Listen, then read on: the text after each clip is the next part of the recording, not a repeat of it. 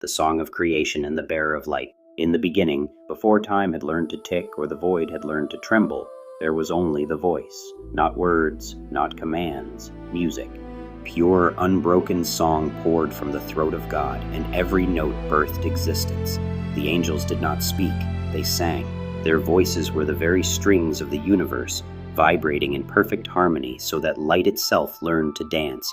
The first melody wove threads of radiance across the face of the deep, and where those threads knotted together, form appeared. From that knot stepped Lucifer, the light-bearer, morning star, the first and most radiant of all creations. He was not made of flesh or stone, he was the song-given skin. God and Lucifer sang together, shoulder to shoulder, their voices braiding like twin rivers of gold and silver. Together they called forth the choirs of angels, 10,000 times 10,000 voices rising in layered crescendos. Together they shaped the firmament, stretched the heavens like a drumhead, and set the stars ringing as cymbals. The oceans learned rhythm from their refrain. Mountains rose in bass notes. Every leaf, every feather, every heartbeat carried the melody forward. Humans came last, humble and strange.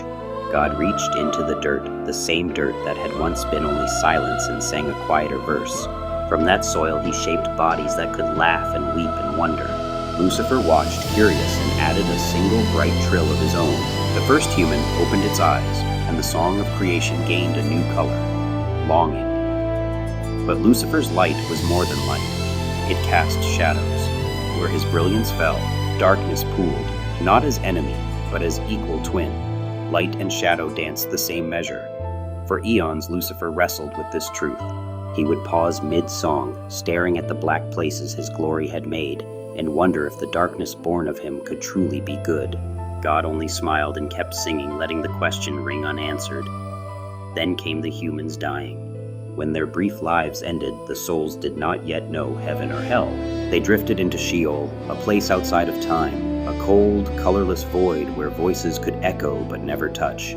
Countless souls pressed against one another in the dark, hearing every regret, every grief, every unhealed wound of every other soul. Their collective lament became a song of its own, low, endless, aching, a dirge that seeped upward like mist through stone. The first faint notes reached heaven centuries after the first human death. A single minor chord slipped between the joyous verses of the angelic choir. The angels faltered for a heartbeat, then recovered. But the sadness lingered, a blue thread woven into the golden tapestry. The song of creation remained beautiful, yet now it carried sorrow the way a diamond carries a flaw, making it deeper, stranger, more alive. Lucifer noticed first. He was God's right hand, the only creature granted a will sharp enough to question.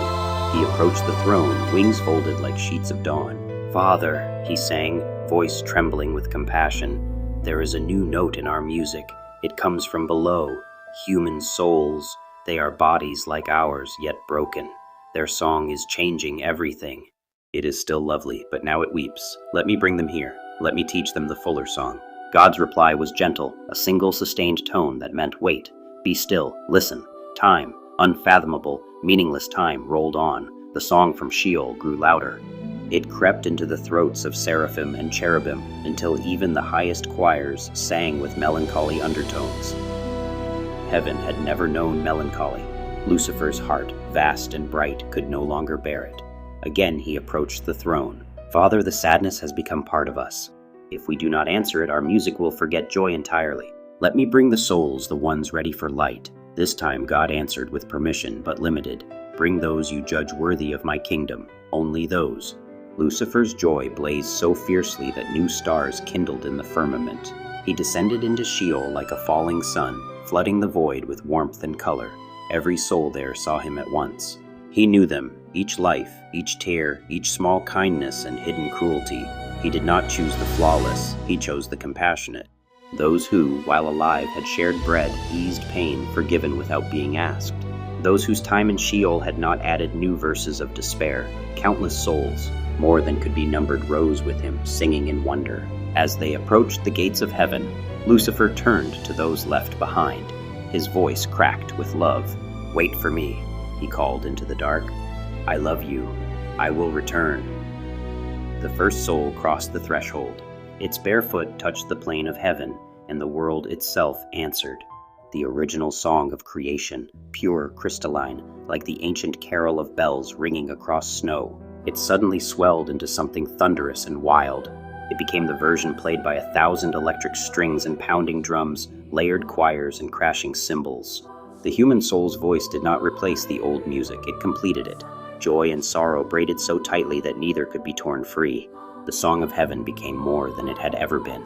God welcomed every soul Lucifer had chosen. Their voices lifted the choir into realms of beauty no angel had imagined. Lucifer stood before the throne, wings still glowing with the journey, pride and compassion blazing in equal measure. "Father," he sang, "they are all ready, everyone. I know them. I know the lives you would have loved. Let me bring the rest." God's answer was quiet. "By the judgments you have made, they must attain my kingdom. Not all are ready." In the celestial realm, the energy of debate stirred as Lucifer's light flared, illuminating the profound truth of love woven into existence.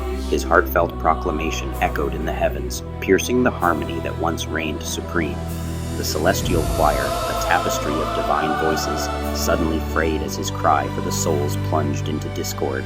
It illustrated the complex nature of love, a force that encompasses both joy and sorrow, a symphony of contrasts rather than a mere celebration of light. As the ethereal strains shifted, a new reality unfurled where fear and confusion haunted the once joyful spirit of the angels.